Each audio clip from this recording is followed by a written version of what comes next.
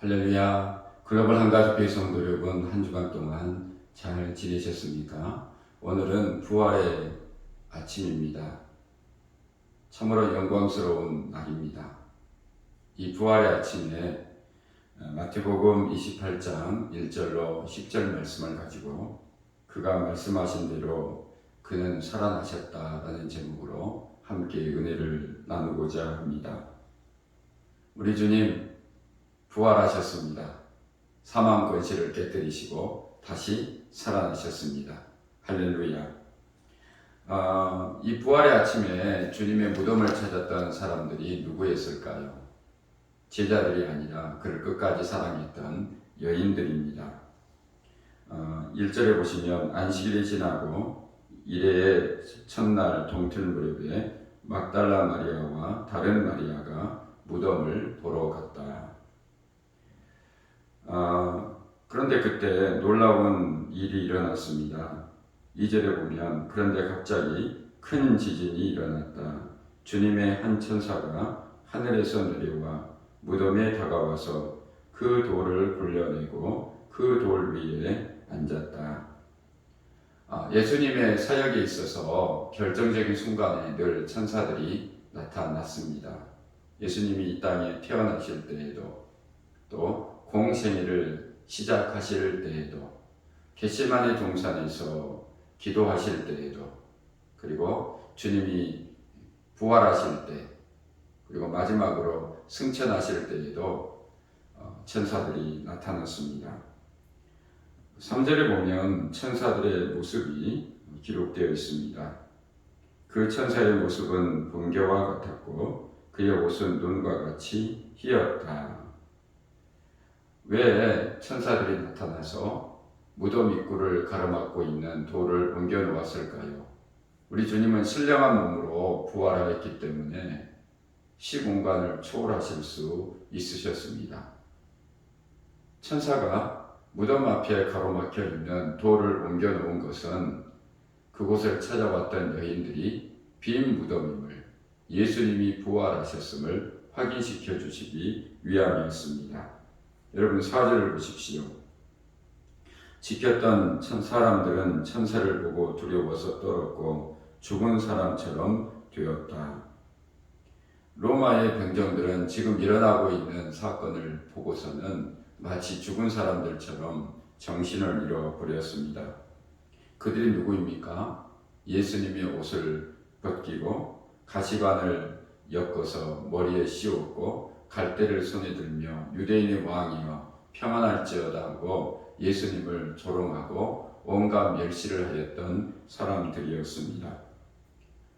예수님을 무자비하게 채찍질하였고 예수님을 십자가에 못 박았던 사람들입니다. 근데 지금 그들은 무서워서 마치 죽은 사람들처럼 보였습니다. 두려워하는 사람들은 그들만이 아니었습니다. 5절을 보십시오. 천사가 여자들에게 말하였다. 두려워하지 말아라. 나는 너희가 십자가에 달리신 예수를 찾는 줄 안다. 여인들도 두려워하기는 마찬가지였습니다. 천사들이 두려워하지 말라라고 말씀하시면서 두려워하지 않을 이유에 대하여 가르쳐 주었습니다. 6절을 보십시오. 그는 여기에 계시지 않다. 그가 말씀하신 대로 그는 살아나셨다. 와서 그가 누워 계시던 곳을 보아라. 예수님께서는 말씀하신 대로 다시 살아나셨습니다. 주님께서는 사역을 하고 계시는 동안에 여러 번 제자들에게 자신의 순환과 그리고 부활에 대하여 다시 살아나실 것에 대하여 말씀해 주셨습니다. 베드로가 주는 그리스도시요 살아계신 하나님의 아들이십니다 라고 신앙 고백을 할 때 주님은 이렇게 말씀하셨습니다. 그때로부터 예수께서는 자기가 반드시 예루살렘으로 올라가야 하며 장로들과 대제사장들과 율법학자들에게 많은 고난을 받고 죽임을 당해야 하며 사흘째 되는 날에 살아나야 한다는 것을 제자들에게 밝히기 시작하셨다. 변화산에서 내려오실 때에도 또 그리고 갈릴리에 모여 있을 때에도 주님은 자신이 붙잡혀서 온갖 고난을 받고 사흘째 되는 날 다시 살아나야 하실 것을 말씀하셨습니다. 이 사실은 바리새인들도 그리고 대제사장들도 알고 있었습니다. 그래서 오늘 본문 이전인 마태복음 27장 63절과 64절은 그와 같은 사실을 밝혀주고 있습니다. 그들이 빌라도에게 가서 이렇게 말합니다. 각하 세상을 미혹하던 그 사람이 살아있을 때에 사흘 뒤에 자기가 살아날 것이라고 말한 것을 우리가 기억하고 있습니다. 주님의 죽으심과 부활을 그들도 들었습니다. 그러니 사흘째 되는 날까지는 무덤을 단단히 지키라고 명령해 주십시오. 혹시 그의 제자들이 와서 시체를 훔쳐가고서는 백성에게는 그가 죽은 사람들 가운데서 살아났다고 말할지도 모릅니다. 그래서 로마 병정들로 하여금 단단히 무덤을 지키게 할 수 있었던 것입니다. 그런데 여러분, 예수님은 성경대로 또 그분이 말씀하신 대로 다시 살아나셨습니다.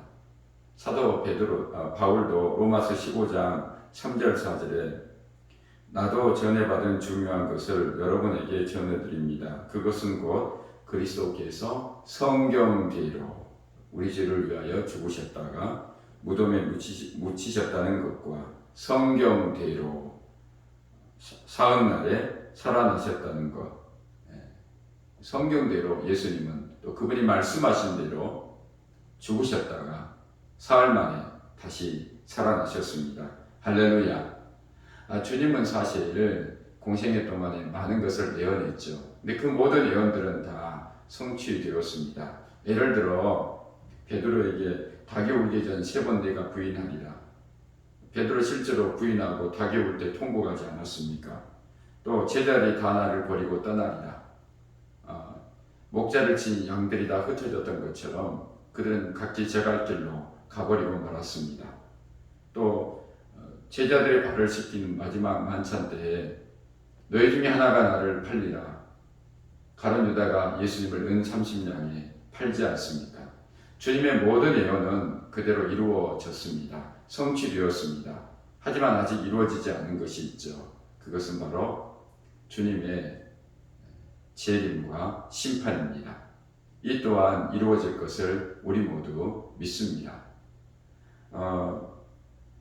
성경 말씀은 모두가 다 성취되고 이루어졌습니다. 1.1획도 떨어지지 않고 그대로 이루리라 주님 말씀하셨습니다. 그러니 주님의 다시 오심도 심판도 있게 될 것입니다. 예수님께서는 말씀하신 대로 살아나셨습니다. 이보다 더 위대하고 영광스러운 소식이 어디에 있겠습니까? 예수님을 끝까지 사랑했던 여인들이 예수님의 무덤을 찾아왔을 때 천사로부터 이 부활의 소식을 듣게 되었고 또 이 부활의 주님을 만날 수가 있게 되었습니다. 예수님이 십자가에 못 박혔을 때 많은 사람들은 예수님을 실패자로 여겼습니다. 하지만 예수님은 무덤에 갇히지 않으셨습니다. 할렐루야. 그분은 사흘 만에 다시 살아나셨습니다. 예수님이 부활하기 전까지 사망 권세를 깨뜨리기 전까지는 사망 권세가 모든 인류에게 왕노릇 하였습니다. 히브리서 2장 15절에 보면 또 일생 동안 죽음의 공포 때문에 종노릇하는 사람들을 해방시키기 위함이었습니다. 사망 권세가 우리를 붙잡고 있었습니다. 폭군입니다. 왕노릇했습니다. 그렇게 될 수 있는 근거는 우리가 죄에 매여 있었기 때문입니다. 그러나 우리 주님께서 십자가에서 죄의 값을 다 청산해 주시고 죄의 값은 사망 아닙니까? 사망의 권세를 깨뜨리셔서 당당하게 부활하셨습니다. 그러므로 예수님을 믿는 우리들은 이제는 죄와 사망의 법에서 해방되어 생명의 성령의 법 안에서 영원한 생명을 누릴 수 있게 되었습니다. 할렐루야. 예수님을 믿는다는 것은 예수님께서 우리 죄를 위하여 십자가에 못 박힌 것처럼 죄에 대하여 죽었음을 의미합니다. 예수님께서 사흘 만에 다시 살아나셨다는 것은 죽음의 권세를 깨뜨리시고 부활하신 주님과 우리 모두가 연합되었다는, 하나가 되었다는 의미입니다. 저와 여러분이 예수 믿기 전에는, 예수님이 부활하기 전에는 죽음이 우리에게 왕노릇하였습니다. 그러나 이제는 사망 권세가 결코 우리를 지배하지 못합니다. 할렐루야. 이와 같은 사실을 요한복음 5장 24절에 내가 진정으로 너희에게 말한다. 내 말을 듣고 또 나를 보내신 분을 믿는 사람은 영원한 생명을 가지고 있고 심판을 받지 않는다. 그는 죽음에서 생명으로 옮겨갔다. 이미 옮겨졌다는 것입니다. 죽음에서 생명으로. 과거로 표현되어 있지 않습니까? 우리 영혼이 거듭났습니다. 사랑하는 여러분, 우리는 이미 부활에 동참하게 되었습니다. 우리의 영혼이 부활했다는 거지요. 여러분, 이제 남아있는 것은 뭡니까? 우리 모든 몸은 죽을 것입니다. 그러나 우리 주님 재림할 때 우리 육체 또한 부활할 것을 우리 모두 믿습니다. 6절에 보면 천사들이 여인들에게 그가 누웠던 곳을 와서 보라고 얘기합니다. 빈 무덤이라는 거죠. 여러분, 예수님의 부활은 역사적인 사실입니다. 빈 무덤이 우리에게 이와 같은 사실을 가르쳐주고 있습니다. 사탄의 전략은 여러 가지 유머를 퍼뜨리는 것이었습니다. 예를 들어 제자들이, 여인들이 본 것은 환상이었다. 또 그는 죽지 않고 기절했을 뿐이다. 제자들이 주님의 시체를 훔쳐갔다. 이렇게 거짓을 퍼뜨렸습니다. 그러나 우리 주님의 부활은 역사적인 사실입니다. 할렐루야. 그분은 사망 권세를 깨뜨리시고 사흘 만에 부활하셨습니다. 부활하신 주님 40일 동안 제자들과 함께 계셨고 11번이나 나타났습니다. 그리고 500의 형제에게 한꺼번에 부활의 몸을 보여주셨습니다. 여러분, 무엇보다도 변화된 제자들의 삶을 보십시오. 주님께서 붙잡히시고 못 박히실 때 그들은 하나같이 다 예수님을 버리고 제갓길로 떠나버렸습니다. 하지만 그들이 부활의 주님을 만나고 나서는 완전히 다른 사람이 되었습니다. 그들은 죽음을 두려워하지 않고 생명을 바치며 부활의 주님을 증언하였습니다. 여러분, 만약에 설화라면, 꾸며낸 이야기라면 어떻게 자기 몸을, 하나밖에 없는 생명을 내어놓을 수 있겠습니까? 7절을 보겠습니다. 그리고 빨리 가서 제자들에게 전하기를 그는 죽은 사람들 가운데서 살아나셔서 그들보다 먼저 갈릴리로 가시니 그들은 거기서 그를 뵙게 될 것이라고 하여라. 이것은 내가 너희에게 하는 말이다. 부활한 주님은 여인들에게, 제자들에게 갈릴리로 가서 나를 만나리라라고 갈릴리로 갈 것을 명했습니다. 10절에 보면 그때 예수께서 그 여자들에게 말씀하셨습니다. 예수님도 여자들에게 이렇게 당부하셨습니다. 무수하지 말아라. 가서 나의 형제들에게 갈릴리로 가라고 전하리라. 그러면 거기에서 그들이 나를 만날 것이다. 사랑하는 여러분, 왜 주님께서 제자들에게 갈릴리로 가라고 명하셨을까요? 아니, 가까운 예루살렘에서 만나면 좋지 않습니까? 그런데 왜 굳이 부활하신 주님도 또 천사들도 여인들에게, 제자들에게 가서 갈릴리로 가라고 말하라고 했을까요? 그것은 바로 갈릴리에서 주님은 제자들을 처음 만났습니다. 제자들을 불렀습니다. 그리고 너희들은 사람을 낚는 어부가 될 것이다. 사명을 주셨습니다. 그래서 다시 그 부름의 현장에서 그들의 사명을, 그들의 비전을 재확인시켜 주시기 위함이었습니다. 여러분, 우리가 잘 아는 마태복음 28장 19절에서 20절. 그러므로 너희는 가서 모든 민족을 제자로 삼아서 아버지와 아들과 성령의 이름으로 세례를 주고 내가 너희에게 명령한 모든 것을 그들에게 가르쳐 지키게 하리라. 보아라, 내가 세상 끝날까지 항상 너희와 함께 있을 것이다. 아멘. 부활하신 주님의 관심은 바로 사명과 비전입니다. 사랑하는 여러분, 이러한 사명을 주신 우리 주님께서 약속하신 것이 있습니다.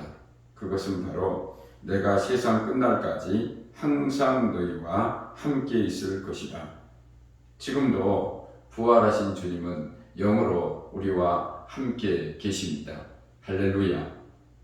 그러므로 우리 또한 우리에게 맡겨진 사명을 붙들고 이 세상에서 살아가야 할 것입니다. 땅끝까지 이르러 만민에게 주님은 복음을 전하라 말씀하셨습니다.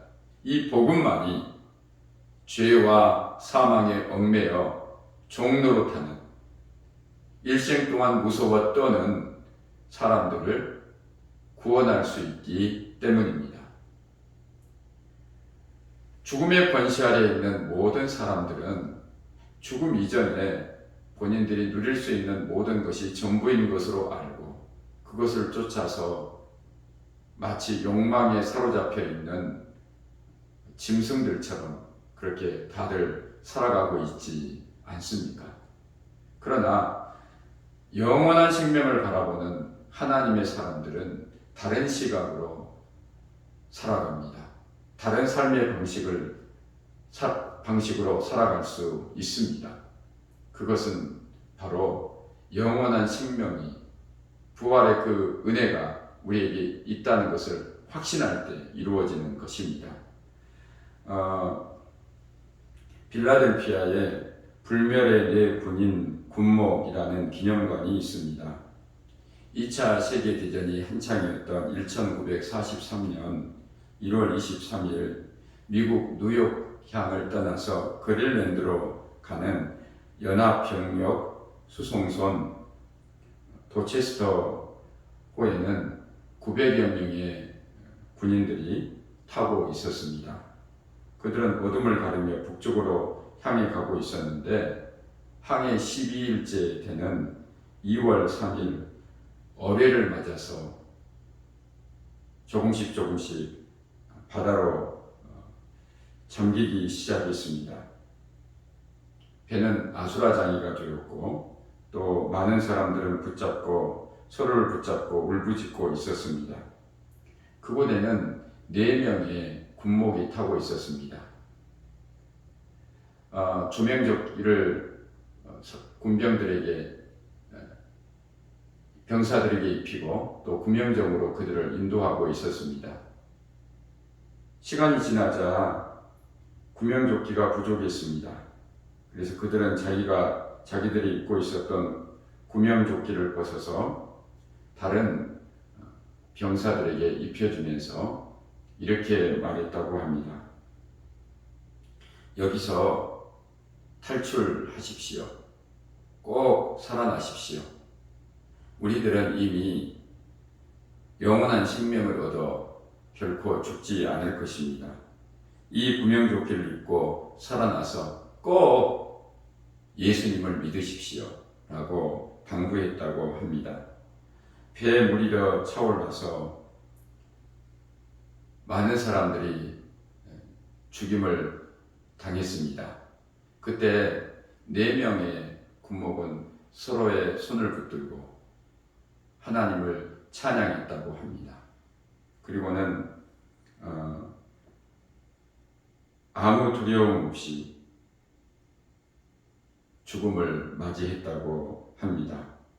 여러분, 이와 같은 사실은 우리 주님의 부활을 믿는 우리 신자들이 어떠한 자세로 이 땅에 살아가야 하는가를 잘 보여주고 있습니다. 이들은 우리에게 새로운 도전을 주고 있는 것입니다. 사랑하는 여러분, 예수님은 말씀대로 사망을 깨뜨리시고 다시 살아나셨습니다. 이제 죽음이 더 이상 우리를 주장하지 못합니다. 주님의 누우셨던 곳은 빈 무덤입니다. 주님이 다시 살아나신 것은 역사적인 사실입니다. 그러므로 우리 모두가 다 담대하게 이 부활의 소식을 죽어가는 영혼들에게 전해야 하지 않겠습니까? 다시 갈릴리로 모이라고 말씀하신 주님, 제자들에게 사명과 또 새로운 비전을 주시고 내가 영원히 너희와 함께 계시겠다고 약속했는데 저와 여러분이 주님의 비전을, 주님의 꿈을 붙들고 주님과 함께 세상에 나아가야 하지 않겠습니까? 우리 모두 부활의 소식을 전하는 하나님의 종들 되시기를 주의 이름으로 축원합니다. 그리고 이 부활의 기쁨과 이 능력과 이 영광을 우리가 이 땅에 사는 동안 누리며 살게 되기를 주의 이름으로 축원합니다. 기도하겠습니다. 부활의 주님, 우리에게도 부활의 소망을 주셔서 감사합니다. 우리의 영혼은 이미 죽음에서 다시 살아나 살아계신 하나님을 섬기게 되었습니다. 우리 몸도 또한 부활에 참여할 것을 믿습니다.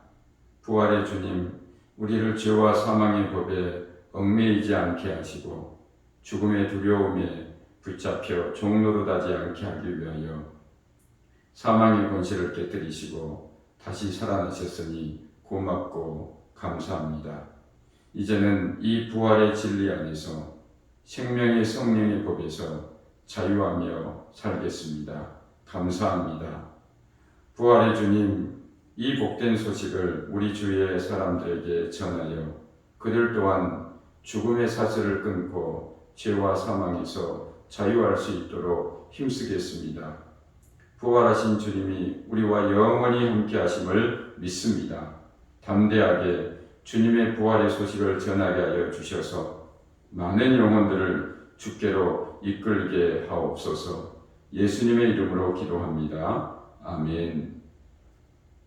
제가 부활절 헌금 그리고 또 다른 헌금들을 위해서 기도하고 여러분 축도함으로 모든 예배를 마치겠습니다. 하나님, 부활의 은혜에 감사하여 귀한 힘을 아버지 앞에 올려드립니다. 주님께서 기뻐 받으시고 이 물질이 몸된 교회를 더욱더 건강하게 세우며 땅끝까지 복음을 전하는 일에 아름답게 쓰여지게 하옵시고 많은 열매와 결실로 하나님께서 복을 베풀어 주시기를 원합니다. 우리 사랑하는 지체들 또 가정마다 때를 따라 돕는 하나님의 은혜가 있게 하셔서 풍성한 삶을 살게 하시고 나누어주고 구제하며 선교하는 일에 우리 모두 크게 쓰임받을 수 있도록 축복하여 주시옵소서. 이제는 우리를 구원하기 위하여 십자가에서 죽으시고 부활하신 우리 주 예수 그리스도의 은혜와 하나님의 아버지의 크신 사랑과 성령의 위로 교통하시니 부활의 아침에 담대하게 세상에 나아가 예수 그리스도께서 우리를 위하여 죽으셨고 부활하셨음을 증언하기를 원하는 우리 사랑하는 성도들 머리머리 위에와 저들의 가정과 우리 교회와 이 나라 이 민족 위에 영원히 함께 하시기를 간절히 축원하옵나이다. 아멘. 모든 예배 마쳤습니다. 여러분 가정에 또 여러분 심령에 부활의 은혜가 함께 하시기를 바랍니다. 감사합니다.